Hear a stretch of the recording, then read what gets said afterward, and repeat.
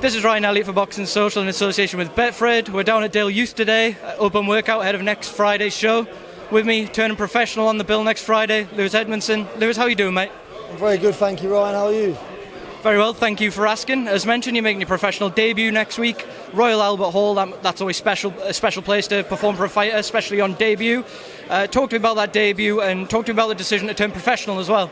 It's an unbelievable place to fight, especially to have a pro debut. I think it's a great place to fight any time in your career, let alone your first fight. I'm very pleased, and I thought the time was right now. Out of a lot of amateur fights, done well, I'm ready to turn over now.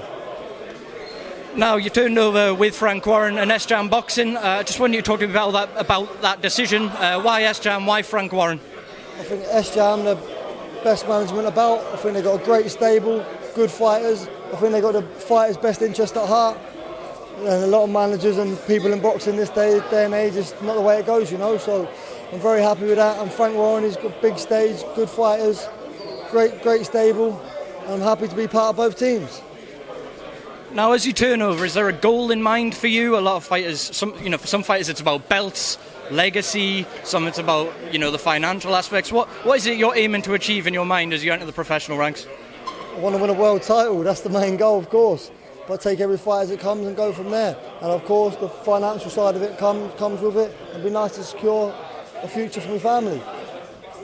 Now, your team are telling me off camera, you're a big super middleweight, you're only 23 years old, you're hitting exceptionally hard.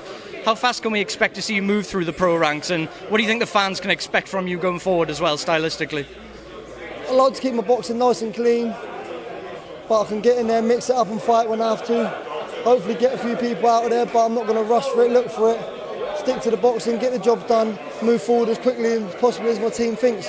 I've got my trainer, Josh Burnham, great trainer, couldn't be happier. So between him and my management, I'll let them decide and push me forward. Now, I've been hearing as well that you've been getting a lot of good sparring. You've been looking really impressive in sparring with some domestic level guys, even some world-rated guys. Can you talk to me a bit about who you've been sparring with in preparation for your debut?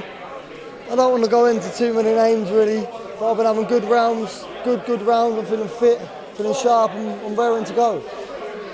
Now, as we just started the new boxing season, but we're just creeping towards the end of the calendar year now. All being well with your professional debut, how active do you want to be? Do you want to be out a couple more times before the end of the year? It'd definitely be nice to have 2 or 3 before the end of the year. Have a little break at Christmas, and then get going early next year. I'm always in the gym, I'm raring to go, and I want to get as many in as possible. Move me forward as quickly as the team thinks. Now, next Friday, you're sharing a bill with Daniel Dubois, someone who was just voted the Boxing Writers Young Boxer of the Year yesterday. He tops the bill against Ebenezer Tete. How impressed are you with Daniel Dubois? How highly do you rate him? He's a great fighter, isn't he? He's unbelievable, and for his age, it's barely believable, isn't it? If you told somebody he wasn't a boxing fan, it's barely believable. I think he's going to go all the way. I'm pretty sure he's going to dispose of this Tete early, quickly next week. Now, I just want to touch on the workout itself. It was a very uplifting, nice feeling today. We had the kids down from Dale Youth watching everyone go through their paces. What was that like for you, all the kids cheering you on and getting right behind you all as well? I think it's very nice. I think it's good to show that the kids that there's another life. You know, that a lot of kids get involved in things that they shouldn't do and end up down a bad road, especially in London and where I'm from as well. It's easy for them, so it's good to show them there's another side of life and other routes they can take. As you touched on, it's important to show the next generation there is a future there, and boxing has provided a future for so many fighters. Now, Dale Youth, among the Grenfell tragedy, was lost sadly a couple of years ago. I know no void will ever fill the devastation that came with that, the lost lives, etc. That said, we've got this wonderful facility now. It's a community facility. The kids can come and use it. All the profits stay within the community. How important is it for the kids in this area to be able to have a boxing gym like this and come down? It's unbelievable. I think they should get it as many times as possible. And it's like anything. When you first start, it's hard. But keep going, and you never know what's going to happen. And that tragedy that happened just gives me goosebumps thinking about it. It was awful, wasn't it? Now, I'll leave the final word to you. Pro debut next week. What's your prediction? What can we expect Friday night?